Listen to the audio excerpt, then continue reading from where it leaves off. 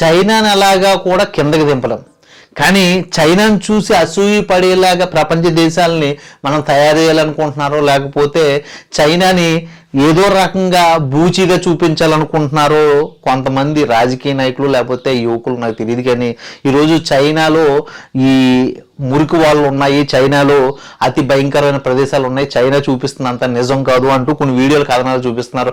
అలాంటి కథనాలు చూపిస్తున్న వాళ్ళకి ఒకటే ఒక ఉదాహరణ ఏంటంటే, చైనా అధ్యక్షుని కలవడానికి లేకపోతే చైనా అధ్యక్షుడు కాళ్ళు పట్టుకోవడానికి ట్రంప్ వెళ్ళాడు.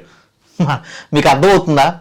ఒక చైనా ట్రంప్ని బెదిరించింది, అమెరికాని బెదిరించింది, వాళ్ళందరినీ సరౌండర్ చేసి నుంచోబెట్టింది. గత నెలలో వాళ్ళ పార్టీకి వచ్చి చాలా భయపడి కాళ్ళు పట్టుకుని మీరు ఇరాన్ యుద్ధంలో సపోర్ట్ చేయకండి అనేసి చేతులు జోడించి వెళ్ళాడు ట్రంప్.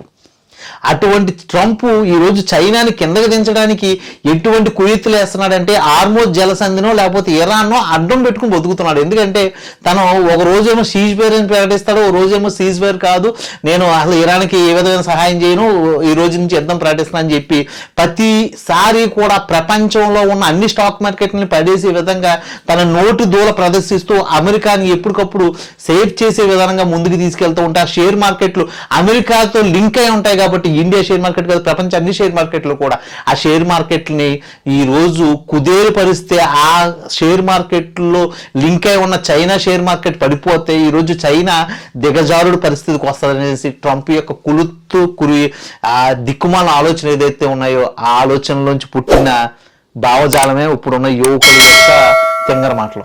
దీని మీద మీరేమనుకుంటున్నారో మీ ఆలోచన